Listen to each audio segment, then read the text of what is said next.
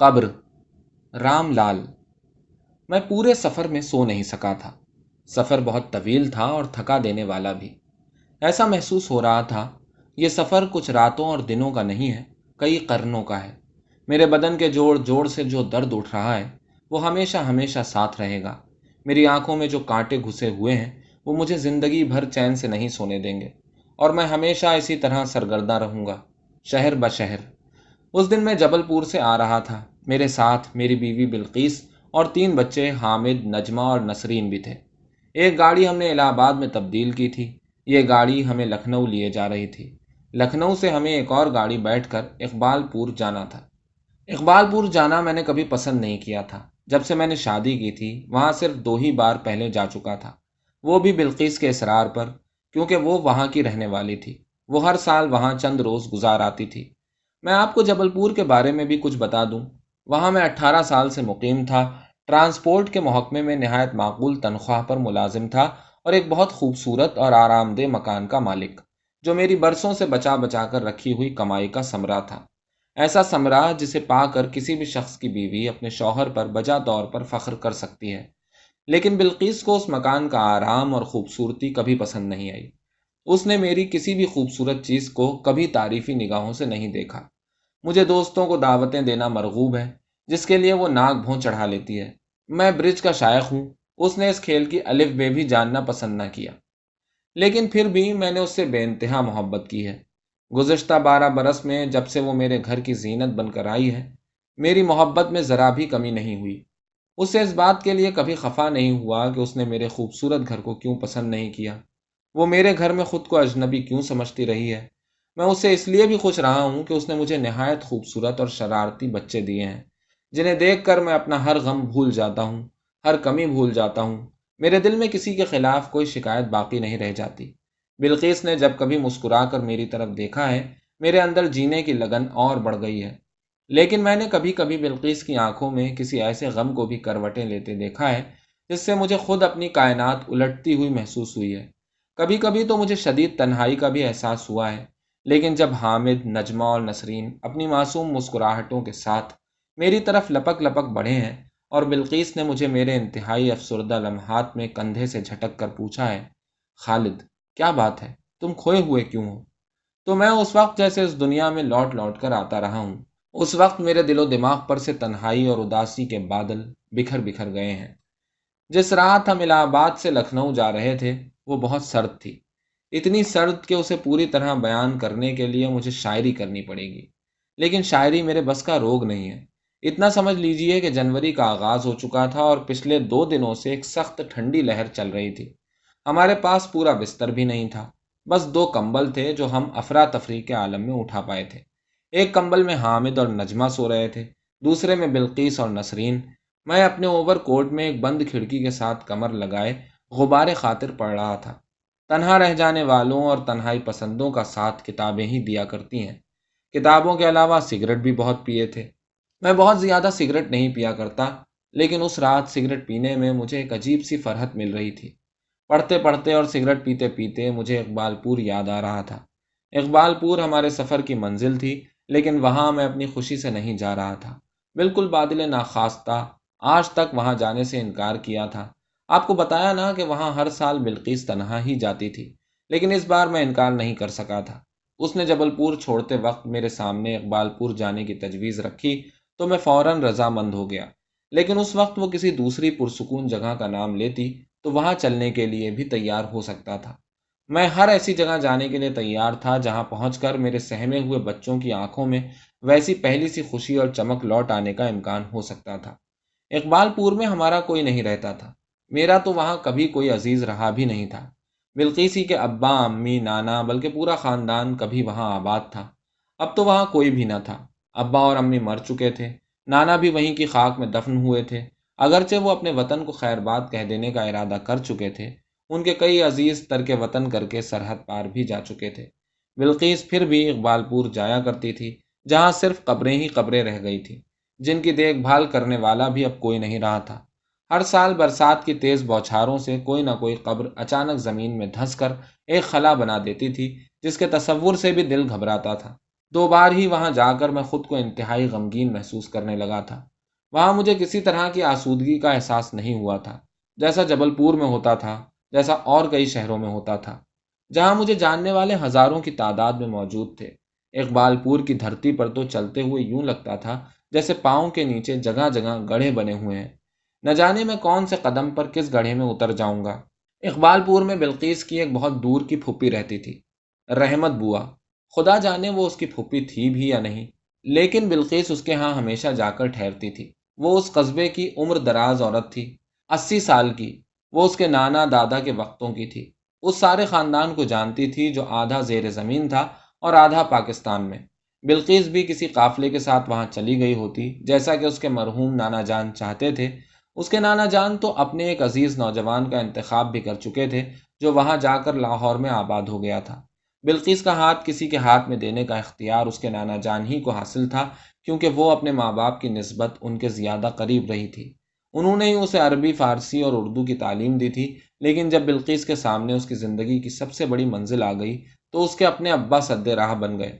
وہ اپنی اولاد کو اسی سرزمین پر رکھنا چاہتے تھے جہاں وہ خود رہتے تھے۔ ان کا یہ ارادہ خاندان کے اندر ایک شدید اختلاف کا باعث بن گیا۔ صرف اختلاف ہی کا نہیں، بلکہ بلقیس کے نانا جان کی موت کا بھی۔ وہ اس صدمے کو برداشت نہ کر سکے۔ جس روز میں بلقیس کو اپنی دلہن بنا کر جبل پور لے جا رہا تھا، اسی روز اس کے نانا جان نے انتقال کیا۔ بلقیس جب رحمت بوا کے پاس جاتی تھی تو وہ اسے اس کے نانا جان کی بہت سی باتیں سنایا کرتی تھی، ان کی تمام خصلتیں جن کی وجہ سے وہ اپنے قصبے میں مشہور تھے۔ بلقیس کو خود بھی اپنے نانا جان کی بہت سی باتیں یاد آتی تھیں، ان کا ایک مخصوص انداز سے ہنسنا، کھانسنا، غصہ ہونا، قرآن شریف پڑھنا اور شیخ سعدی کے اشعار کی تشریح کرتے وقت اپنے اوپر ایک وجد سا طاری کر لینا۔ رحمت بوا سے ملنے کے لیے وہاں پاکستان سے کئی لوگ آتے جاتے رہے تھے۔ رحمت بوا سب کی خیر خبر رکھتی تھی۔ بلقیس جب اقبال پور سے لوٹتی تو اس کی وہی کیفیت ہوتی تھی جیسی کسی عورت کی میکے سے لوٹنے کے بعد ہوا کرتی ہے۔ وہ ایک ایک عزیز کا حال سناتی، میں نہ پوچھتا تب بھی وہ بتا دیتی۔ کبھی کبھی لاہور چھاؤنی کے ڈپو سپروائزر کا ذکر بھی اس کی زبان پر آ جاتا تھا، جو اب کئی بچوں کا باپ بن چکا تھا۔ میرا دھیان مطالعے سے ہٹ چکا تھا۔ اقبال پور کے بارے میں سوچتے سوچتے میری نگاہیں بلقیس کے چہرے پر جمی رہ گئی تھیں۔ اس نے ایک بار کروٹ بدلی تو اس کے سر کے نیچے رکھا ہوا سیاہ برقع کھسک کر نیچے گر پڑا۔ میں نے برقع اٹھا کر اس کے سر کے نیچے رکھنا چاہا تو اس کی نیند ٹوٹ گئی۔ میری طرف چونک کر دیکھا، لیکن مجھے مسکراتا ہوا پا کر وہ پھر لیٹ گئی، پھر آنکھیں بند کر لیں اور سو گئی۔ میں نے ایک نیا سگریٹ سلگایا اور غبار خاطر کے کھلے ہوئے صفحوں پر سے وہ سطر ڈھونڈنے لگا جہاں سے میں نے اسے چھوڑ دیا تھا، لیکن میں بہت دیر تک اس کتاب میں کھویا ہوا نہ رہ سکا۔ میری نظروں کے سامنے بار بار 12 سال پہلے والی بلقیس آ کر کھڑی ہو جاتی تھی، جو اس وقت ایک 16-17 برس کی سیدھی سادی لڑکی تھی، جس کی سب سے بڑی دلکشی اس کے چمکتے ہوئے سیاہ بالوں کی غیر معمولی درازی میں نہیں تھی، بلکہ اس کے چہرے کے دل فریب نقوش میں بھی تھی، جو اسے ہند میں گزشتہ سالوں سے آباد پٹھان خاندان سے ورثے میں ملے تھے۔ لیکن وہ اپنے جسم میں خیبر کے پہاڑوں جیسی بلندی اور تندی کا صرف شکو ہی نہیں رکھتی تھی، بلکہ اس کی خوبصورت آنکھوں میں شمالی وسطی میدانوں پر چھائے ہوئے آسمان کی گہری نیلاہٹیں بھی موجود تھیں، جو کسی بھی مشرقی لڑکی کے انتہائی ذہین ہونے اور اس کے اندر شدید محبت کے جذبوں کی غماز ہوا کرتی ہیں۔ بلقیس کی آنکھوں میں جب کبھی بے چینی جھلکتی تھی تو وہ میرے حلق کی پھانس بن جاتی تھی۔ میں نے اپنے لیے جو راہیں منتخب کی تھیں، میں جدھر بھی مڑ کر جس طرف بھی گیا تھا وہ میرے پیچھے پیچھے چلتی ہی آتی تھی، لیکن ایسے جیسے کوئی اپنے سر پر منو بوجھ اٹھا کر لڑکھڑاتا ہوا چل رہا ہو۔ آج جب میں اس کے ساتھ اقبال پور جا رہا تھا تو خود بھی لڑکھڑاتا ہوا چل رہا تھا۔ شاید اسی شکست کا احساس تھا جو میرے دل پر ایک پہاڑ جتنا بھاری بوجھ بن کر بیٹھ گیا تھا۔ اچانک کمپارٹمنٹ کی زرد اور بیمار روشنی میں نے صبح کے اجالے کی کرن دیکھی، جو ایک کھڑکی کے کہر آلود شیشے کے عقب میں سے جھانک رہی تھی۔ اسی وقت گاڑی ایک اسٹیشن پر اچانک رک بھی گئی تھی۔ اب اسے لکھنؤ سے پہلے کسی اسٹیشن پر نہیں رکنا چاہیے تھا، لیکن وہ رک گئی تھی۔ میں نے سوچنا چھوڑ کر باہر کی آوازوں پر کان لگا دیے تھے۔ سخت کنکر والی زمین پر کوئی دھیرے دھیرے چلتا ہوا جا رہا تھا۔ انجن اچانک رک جانے کے بعد زور زور سے سانسیں لیتا ہوا جیسے ہانپ رہا تھا۔ جب گاڑی کئی منٹ تک نہیں چلی تو میں دروازہ کھول کر باہر دیکھنے لگا۔ دھند میں ڈوبا ہوا ایک چھوٹا سا اسٹیشن تھا، اونچا پلیٹ فارم، 6-7 کمروں پر مشتمل ایک منزل عمارت اور دور و نزدیک کی بتیاں سرخ سفید اور ہری ہری۔ ہوا چلنی بند ہو چکی تھی۔ میرے سامنے ذرا فاصلے پر اپنے چھوٹے سے دفتر میں ایک لیمپ کے آگے رات کی ڈیوٹی والا اسٹیشن ماسٹر کچھ لکھنے میں مصروف تھا۔ میں کئی منٹ تک اس کی طرف دیکھتا رہا، پھر اس پورٹر کی طرف دیکھنے لگا جو انجن پر سے گرم گرم چائے سے بھرا ہوا ایک مگ اٹھائے گارڈ کے پاس بریک کی طرف لنگڑاتا ہوا جا رہا تھا۔ وہ بہت آہستہ آہستہ چلا آ رہا تھا۔ اس کے چلنے کی آواز سے میں نے اندازہ لگایا کہ تھوڑی دیر پہلے وہی میری بند کھڑکی کے پاس سے گزرا تھا۔ جب وہ قریب آیا تو میں نے غور سے دیکھا، لیکن مجھے بھاری گرم اوور کوٹ اور نیلی پگڑی میں چھپے ہوئے ایک سائے کے علاوہ کچھ نہیں دکھائی دیا۔ میں نے اس سے پوچھا، یہ کون سا اسٹیشن ہے؟ تو وہ رکا نہیں، میری طرف دیکھے بغیر جاتے جاتے کہہ گیا، نگوہا۔ نگوہا کا نام سن کر میں یک بارگی جیسے چونک پڑا۔ مجھے یقین نہیں آیا کہ اسی جگہ کا نام نگوہا ہو سکتا تھا۔ مجھے یاد نہیں آ رہا تھا کہ لکھنؤ سے پہلے نگوہا بھی ایک اسٹیشن آتا ہے۔ دراصل ادھر سے جب بھی گزرا تھا گاڑی رات میں گئی تھی اور یہاں کبھی رکی بھی نہیں تھی، جیسے اب اچانک رک گئی تھی۔ میں پورٹر سے مزید کچھ پوچھنے کے لیے پلیٹ فارم پر اتر گیا، لیکن وہ بہت دور جا چکا تھا۔ میں نے پلیٹ فارم پر چل کر اس بات کا اطمینان کرنے کی کوشش کی کہ کیا وہ جگہ واقعی نگوہا ہو سکتی ہے۔ پھر اسٹیشن ماسٹر کے دفتر میں جا کر اس سے وہی سوال کیا۔ اس نے پورٹر کی بتائی ہوئی بات کی تائید کی تو میں نے اپنے اندر ایک عجیب سی خوشی کی لہر محسوس کی جو میرے رگو پے میں دوڑتی جا رہی تھی۔ میں تیز تیز قدموں سے چلتا ہوا باہر نکل آیا، سر اٹھا کر عمارت کو غور سے دیکھا۔ صبح کی دھیرے دھیرے بڑھتی ہوئی روشنی میں ایک جگہ نگوہا لکھا ہوا بھی نظر آ گیا، لیکن اب یہ جگہ اتنی بدل چکی ہے۔ پہلے تو صرف اسٹیشن پر ایک ہی کمرہ تھا، تب یہ اونچا پلیٹ فارم بھی نہیں تھا، بالکل زمین کے ساتھ لگا ہوا پلیٹ فارم تھا اس وقت تک۔ میں ایک عجیب سی مسرت سے سرشار ہو چکا تھا۔ میں فوراً ڈبے میں جا کر بلقیس کو یہ خوشخبری سنا دینا چاہتا تھا کہ گاڑی نگوہا اسٹیشن پر رکی ہوئی ہے، لیکن ڈبے کے اندر جانے سے پہلے مجھ پر ایک اور مسرت نے غلبہ پا لیا۔ وہ مسرت پہلی مسرت سے کہیں زیادہ طاقتور تھی۔ اس نے تو مجھے پاگل کر دیا۔ میں بھاگتا ہوا پھر اسٹیشن ماسٹر کے پاس گیا۔ میں نے اپنی جیب سے گاڑی کے ٹکٹ نکال لیے تھے، سارے ٹکٹ اس کے سامنے میز پر رکھ کر پوچھا، کیوں صاحب، گاڑی ابھی کچھ اور دیر رکے گی؟ اور کیا ہم یہاں اتر سکتے ہیں؟ اگر ہم یہ گاڑی چھوڑ کر دن میں کسی دوسری گاڑی سے چلے جائیں تو کوئی حرج تو نہیں ہوگا؟ اس نے میرے سوالوں کا جواب سر ہلا کر ہاں میں دے دیا اور میری طرف قدرے حیرت سے دیکھتا بھی رہا۔ میں اپنی مسرت کو اور لمحے قابو میں نہ رکھ سکا اور خوش ہو کر اس سے کہنے لگا، شکریہ جناب، میں اسی گاؤں کا رہنے والا ہوں، لیکن یہاں 25 سال سے نہیں آیا ہوں۔ دیکھیے، یہ کتنا عجیب اتفاق ہے کہ گاڑی یہاں اس طرح اچانک رک گئی ہے اور میں محسوس کر رہا ہوں جیسے یہ میرے لیے ہی رکی ہے۔ میں اپنے آپ پر ہنستا ہوا باہر چلا آیا، لیکن 2 قدم چل کر پھر رک گیا۔ پلٹ کر پوچھا، لیکن جناب، یہ کہیں چل نہ دے، میرے ساتھ میرے بچے بھی ہیں۔ نہیں جناب، آپ اطمینان سے اتر سکتے ہیں، آگے سے ایک اور گاڑی آ رہی ہے۔ میرے منہ سے ایک لمبی سی اوہ نکلی اور میں بھاگتا ہوا سا اپنے ڈبے میں جا پہنچا۔ بلقیس چند لمحے پہلے ہی جاگی تھی اور وہ مجھے اپنے پاس نہ پا کر اور دروازے کو کھلا ہوا دیکھ کر حیران ہو رہی تھی۔ میں نے ایک عجیب سی وارفتگی کے ساتھ اپنے دونوں ہاتھ اس کے گالوں پر رکھ دیے، جنہیں اس نے ایک جھٹکے سے پرے ہٹا دیا کیونکہ اس ڈبے میں دوسرے مسافر بھی سوئے ہوئے تھے۔ لیکن میں نے اپنی غلطی کی کوئی پرواہ نہ کرتے ہوئے اس سے کہا، بلقیس، جلدی سے بچوں کو جگا دو، ہم یہیں اتریں گے، اسی اسٹیشن پر، لیکن دیر مت کرو، یہ گاڑی ایک دوسری گاڑی سے کراس کرنے کے لیے رکی ہوئی ہے، اس کے بعد فوراً چل دے گی۔ میں خود ہی بچوں کو جگانے لگا، ایک ایک کو آہستہ آہستہ ہلایا اور پکارا، اور شاید بلقیس میری مسرت کا ذرا سا بھی اندازہ نہیں کر سکی تھی۔ وہاں اچانک اتر پڑنے کی خبر سن کر وہ گھبرا سی گئی تھی۔ جلدی سے پاس لیٹی ہوئی نسرین کو سینے سے لگا کر پوچھنے لگی، ہائے اللہ، کیا خیر تو ہے؟ اس کا اس قدر گھبرایا ہوا چہرہ دیکھ کر میری پھوٹتی ہوئی ہنسی غائب ہو گئی، یکسر غائب ہو گئی۔ مجھ پر افسردگی چھا گئی۔ ابھی چند منٹ پہلے میں کتنی تیزی سے دوڑتا پھرتا تھا، اس وقت میرے پاؤں میں زنجیریں سی پڑ گئیں۔ میں جہاں کھڑا تھا وہیں رکا رہ گیا۔ کچھ لمحوں تک بلقیس کی آنکھوں میں گھورتا رہا، اپنی آنکھوں میں جو جبل پور سے نکلتے وقت انتہائی خطروں کے باوجود ایک دبی دبی فتح کے احساس سے چمک اٹھی تھی، لیکن اب ان میں کوئی چمک نہیں تھی، ان میں صرف خوف ہی خوف تھا۔ لیکن میں چند لمحوں کی خاموشی کے بعد سنبھل گیا۔ جب سنبھلا تو مجھے اپنی خوشی واپس آتی ہوئی محسوس ہوئی، بدن میں پھر سے طاقت پلٹ آئی۔ میں نے مسکرانے کی کوشش کرتے ہوئے کہا، آگے کوئی خطرہ نہیں ہے، ہم اپنی مرضی سے یہاں اتریں گے، اپنی خوشی سے پھر چل دیں گے۔ خطرہ تو بس وہیں تک تھا جہاں سے ہم چلے تھے۔ ہم سب گاڑی سے نیچے اتر گئے۔ حامد اور نجمہ اپنے کوٹوں کی جیبوں میں ہاتھ ڈالے زمین پر اکڑوں بیٹھ کر گاڑی کے پہیوں کے نیچے سے ادھر دوسری طرف جاتی ہوئی گاڑی کو دیکھنے لگے۔ نسرین بلقیس کے سینے سے لگی ہوئی تھی۔ بلقیس نے اسے سردی سے بچانے کے لیے اپنا برقع پھیلا دیا تھا۔ میں دونوں کمبل اور ایک اٹیچی کیس اٹھائے ویٹنگ روم کی طرف بڑھا۔ بلقیس بچوں کو ساتھ ساتھ نہ چلنے کے لیے سرزنش کرنے لگی۔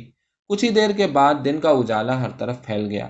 بلقیس وہاں اتر جانے کی وجہ سے اب تک برہم تھی اور بیت سے بنے ہوئے ایک چوڑے سے بینچ پر کمبل اوڑھ کر لیٹ گئی تھی۔ حامد اور نجمہ باہر پلیٹ فارم پر گھومتے پھرتے تھے۔ ننھی نسرین دروازے کی جالی کے پیچھے کھڑی ہو کر حیرت سے جھانک رہی تھی۔ اچانک حامد نے باہر آنے کے لیے پکارا۔ میں باہر گیا تو وہ حیران ہو کر مجھ سے اس پورٹر کی طرف دیکھنے کے لیے کہنے لگا جو گلے میں بجھے ہوئے سگنلوں کی بتیوں کا ہار ڈالے، دونوں ہاتھوں میں مٹی کے تیل کی اد بھری بوتلیں اٹھائے لنگڑاتا ہوا چلا آ رہا تھا۔ یہ وہی پورٹر تھا جو مجھے صبح کے دھندلکے میں ملا تھا۔ اس وقت اس نے اپنا چہرہ سردی سے بچنے کے لیے پگڑی سے چھپا رکھا تھا۔ اب میں اسے صاف دیکھ سکتا تھا۔ وہ بھی میری طرف دیکھتا ہوا چلا آ رہا تھا۔ ہم ایک دوسرے پر سے نگاہیں نہ ہٹا سکے۔ وہ بالکل میرے قریب آ گیا تو خالد بھائی کہہ کر رک سا گیا، صرف چند ہی قدم دور، اس بات کا یقین کرنے کے لیے کہ میں سچ مچ خالد ہی تھا نا۔ میں اسے ارے تم ہو رام داسے کہہ کر خوشی اور حیرت کے ملے جلے جذبات کے ساتھ آگے بڑھ گیا۔ اسے بجھی ہوئی بتیوں کے ہار سمیت ہی گلے سے لگا لیا۔ مجھ سے اس قدر اچانک مل کر اس کی آنکھوں میں آنسو چمکنے لگے۔ کئی روز سے اگی ہوئی ملگجی داڑھی میں چھپی ہوئی سانولی جلد چمکنے لگی۔ میں نے پوچھا، یہ تم لنگڑاتے ہوئے کیوں چل رہے ہو؟ اس نے جواب دیا، جوڑوں کے درد نے یہ حال کر رکھا ہے۔ تم اپنی کہو خالد بھائی، آج ادھر کیسے بھول پڑے؟ جان پڑت ہے کہیں افسر ضرور ہو گئے ہو۔ کیوں، غلط تو نہیں کہا میں نے؟ یہ کہہ کر وہ خود ہی ہنس پڑا۔ میں نے اس کے دونوں کندھوں پر ہاتھ رکھ کر اسے ایک بار پھر گلے لگا لیا اور پھر روندھے ہوئے گلے سے اپنے بچوں کو بتایا، جانتے ہو یہ کون ہے؟ میرا بچپن کا دوست۔ ہم دونوں اسی گاؤں میں کھیلے ہیں۔ وہ سامنے جو بہت سارے مکان دکھائی دے رہے ہیں نا، وہی گاؤں ہے ہمارا۔ وہاں کی ہر گلی کا چپا چپا ہمارے گزرے ہوئے زمانے کی گواہی دے گا۔ کیوں رام داس؟ اس نے اس بات میں سر ہلایا تو بتیوں کا ہار بج اٹھا۔ بچے مسکرانے لگے۔ رام داس نے ہم سب کو اپنے ہاتھ سے بنا کر چائے پلائی۔ اسٹیشن کے پاس ایک چھوٹی سی بجریا میں جا کر گرم گرم جلیبیاں بھی لے آیا۔ پھر ہم سب گاؤں دیکھنے کے لیے چل دیے۔ میں انہیں اپنا گاؤں دکھانے میں فخر محسوس کر رہا تھا۔ بچے بھی خوش اور پرجوش تھے کہ میں ان کا ابو کبھی انہی کے عمر کے بچوں کی طرح پھرتا رہا تھا۔ بچوں کو جب اپنے ماں باپ کے بچپن کی باتوں کا علم ہوتا ہے تو وہ حیران بھی ہوتے ہیں اور خوش بھی۔ میں اپنے بچوں کی حیرت اور خوشی کی کیفیت سے بہت لطف اندوز ہو رہا تھا۔ مجھے بچوں کے ساتھ کھیلنے میں بہت لطف آتا ہے، انہیں چھیڑنے میں، عجیب و غریب باتیں سنا سنا کے حیران کر دینے میں، اور کوئی ایسی بات کرنے میں جس پر وہ کھلکھلا کر ہنس پڑے۔ میں بچوں کو خوش رکھنے کے سارے ڈھنگ بھی جانتا ہوں۔ انہیں زور زور سے ہنستا ہوا دیکھتا ہوں تو یوں محسوس ہوتا ہے جیسے میرے ارد گرد رنگ برنگ کے مہکتے ہوئے پھولوں والے کئی گلزار کھل گئے ہیں۔ ہمارے ساتھ بلقیس بھی تھی، چہرے سے نقاب اٹھائے چپ چاپ ساتھ دے رہی تھی۔ نہ ہنستی تھی، نہ مسکراتی تھی، نہ ہی کوئی بات پوچھتی تھی۔ میں نے جب اپنے بچپن کے دوستوں کے عجیب عجیب نام شبو، نوابو، گور شرنی، رام، بھجو وغیرہ سنائے تو بچے کھلکھلا کر ہنس پڑے، لیکن بلقیس کے چہرے پر بس ایک طنز ہی ابھر سکا۔ اب تو گاؤں کا نقشہ ہی بدل چکا تھا۔ اس بڑے میدان میں جو اسٹیشن اور گاؤں کے بیچ خالی پڑا رہتا تھا اور جہاں ہم دوڑیں لگایا کرتے تھے، اب کئی مکان بن چکے تھے۔ وہاں وہ پانی کا تالاب بھی دکھائی نہ دیا جس میں ایک عید کے موقع پر مجھے ایک لڑکے نے دھکا دے کر گرا دیا تھا، اور میرے نئے کپڑے بھیگ گئے تھے، اور جب میں گھر پہنچا تھا تو مجھے میرے ابا نے خوب پیٹا تھا۔ میرے اس طرح پٹنے کی بات سن کر حامد نے بڑے زور کا قہقہا لگایا اور پوچھا، اچھا ابو، یہ تو بتائیے آپ کو آپ کے ابو نے کس طرح پیٹا تھا؟ جس طرح پیٹا جاتا ہے؟ میرا مطلب ہے چھڑی سے یا تھپڑوں سے؟ اس طرح تھپڑوں سے۔ میں نے ہنستے ہوئے اس کے گال کو تھپ تھپا بھی دیا۔ نجمہ بولی، لیکن ابو آپ تو ہمیں کبھی نہیں مارتے۔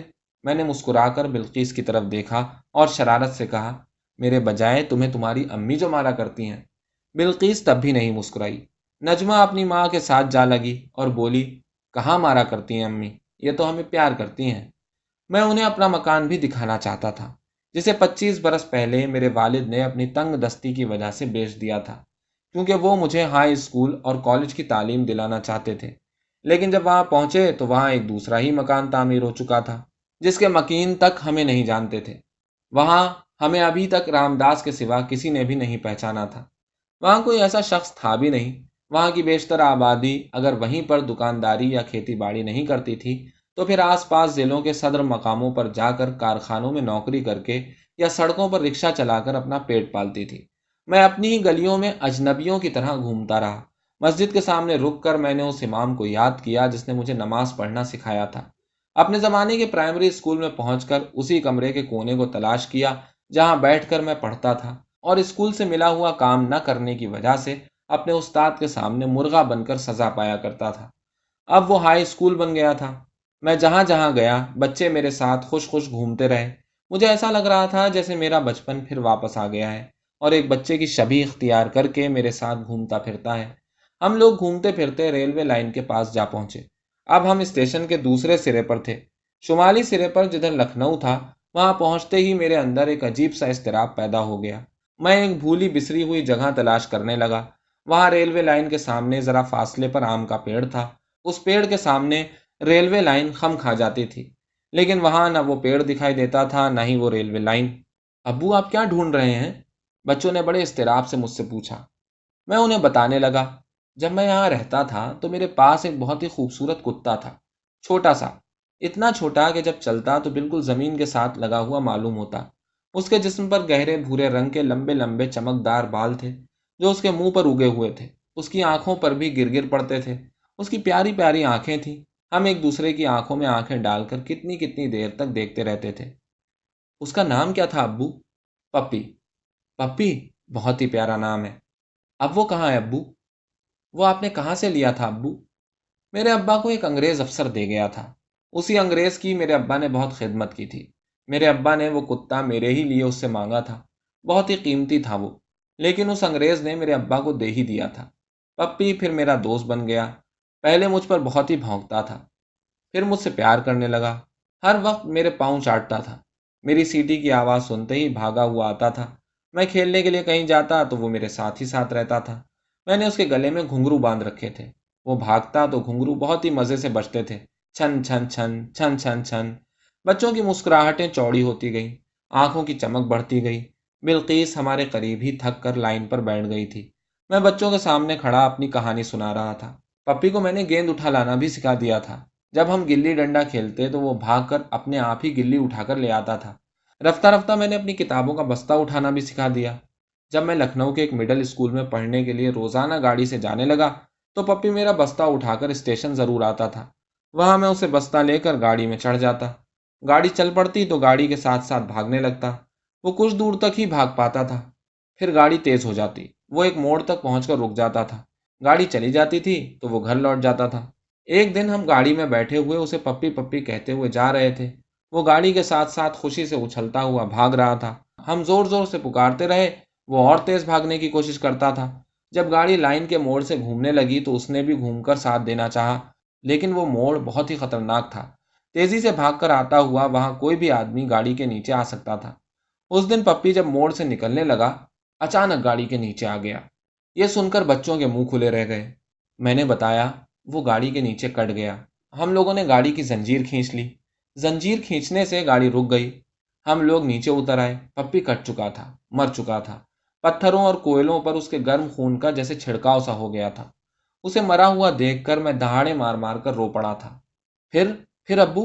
حامد کے گلے سے بمشکل آواز نکلی۔ نجمہ کا حلق بھی سوکھ گیا تھا۔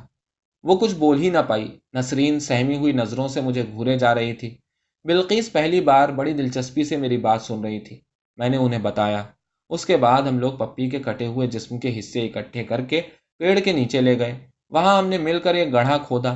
پپی کو اس میں لٹا کر اس پر بہت سی مٹی ڈال دی۔ گڑھا بھرنے کے بعد اس پر بہت سے پتھر رکھ دیے۔ وہ ہمارے ایک بہت ہی پیارے دوست کی قبر تھی۔ ہم پڑھنے کے لیے لکھنؤ جاتے تھے تو اس کی قبر کی طرف ایک نظر دیکھنا کبھی نہ بھولتے تھے۔ ابو، اس کی قبر اب کہاں ہے؟ قبر تو اب کہیں بھی نہیں تھی۔ اس کا نام و نشان تک مٹ چکا تھا، صرف یاد باقی رہ گئی تھی۔ ادھر ادھر دیکھ کر پپی کی قبر تلاش کرتے وقت اچانک میری نظریں بلقیس کی نظروں سے ٹکرا گئیں۔ وہ نہ جانے کئی دیر سے میری طرف دیکھے جا رہی تھی۔ اس کی آنکھوں میں میرے تجسس اور اضطراب کے لیے بھرپور تائید تھی، تائید اور ہمدردی۔ میں نے اس کی طرف دیکھا تو اس کے ہونٹوں پر ایک مغموم سی مسکراہٹ ابھری۔ وہ اپنی جگہ سے اٹھ کر میرے پاس آ گئی، میرے بازو کو پکڑ کر آہستہ سے بولی، کیا آپ چاہتے ہیں ہم لوگ کچھ روز یہاں رہیں؟